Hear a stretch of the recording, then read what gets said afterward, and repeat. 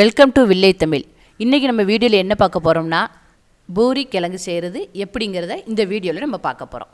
பூரிக்கு சைடிஷ் எப்படி செய்யணுங்கிறத பார்க்க போகிறோம். ரொம்ப சிம்பிளான இதுங்க, ஈஸியாக ஒரு 5 மினிட்ஸ்க்குள்ளே செஞ்சிடலாம். இதுக்கு தேவையான பொருளை பார்ப்போம்.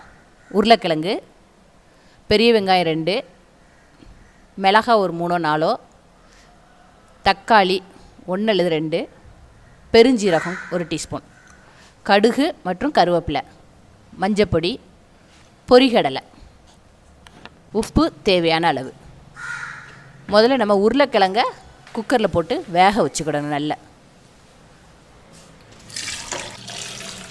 ஒரு 2 கப்பு தண்ணி ஊற்றுங்க. மெயினாக அந்த உருளைக்கிழங்கு முங்கி இருக்கிற மாதிரி பார்த்துக்கோங்க. ஒவ்வொரு குக்கரை பொறுத்து ஒரு 3 விசிலோ ஒரு 4 விசிலோ பார்த்துக்கோங்க. நல்லா வேகணும். இதுக்கெல்லாம் மசாலா அரைக்கிறதுக்கு முதல்ல இந்த பொரிகடலையை நல்லா பவுடர் ஆக்கி வச்சுக்கோங்க.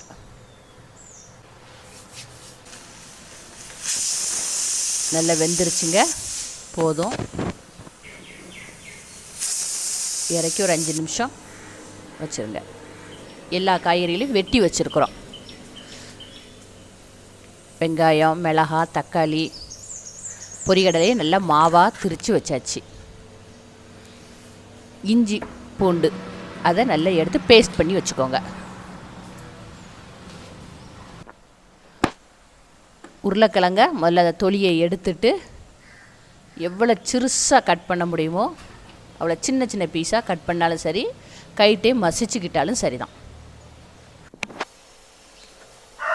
அடுப்பில் வச்சு பாத்திரத்தை வச்சுட்டு ஒரு 4 டீஸ்பூன் எண்ணெயை ஊற்றுறோம். எண்ணெய் காஞ்ச பிறகு கடுகு, பெருஞ்சீரகம் போட்டுட்டு அதுக்கப்புறம் வெங்காயத்தை போடுறோம்.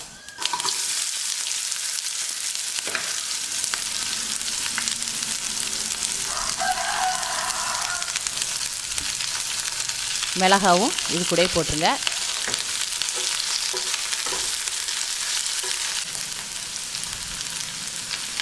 கருவேப்பிலையை இப்போ போட்டுருங்க.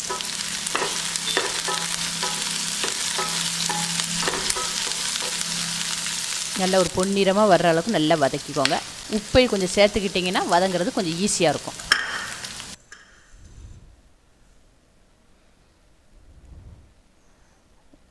ஓரளவு நல்லா வெந்துருச்சு.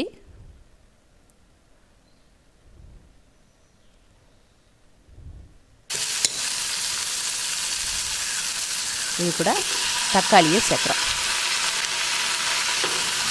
தக்காளியும் அதே மாதிரி நல்லா வெங்காயம் கூட நல்லா சேர்ந்து வதங்குற மாதிரி ரெண்டும் நல்லா சேரணும், மிக்ஸ் ஆகணும். அதே மாதிரி வதக்கிக்கிடணும்.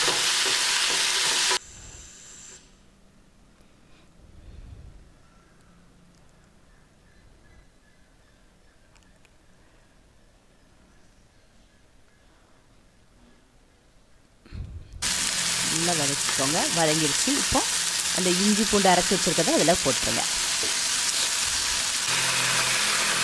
போட்டோடனே தண்ணியை ஊற்றிடுங்க, இல்லைன்னா அடி பிடிச்சிரும்.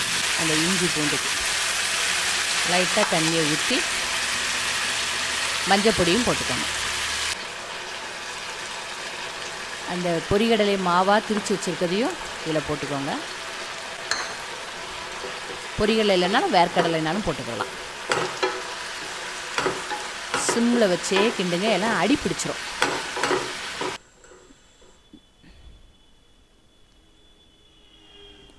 எல்லாம் கலந்து ஒரு மசாலா ஃபார்மேட்டுக்கு வந்துட்டு இப்போ கடைசியாக அந்த உருளைக்கிழங்க தூக்கி அதில் போடலாம்.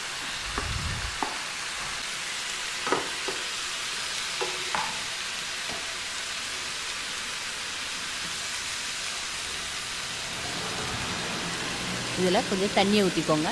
அதாவது நம்மளுக்கு கட்டியாக சாப்பிடணும்னா தண்ணி கம்மியாக ஊற்றிக்கோங்க. இல்லை நல்லா தண்ணியாக சாப்பிடணும், இந்த ஜெல்லி ஃபார்மேட்னால் அது உங்களோட விருப்பம். அதுக்கு ஏற்ற மாதிரி ஊற்றிக்கோங்க.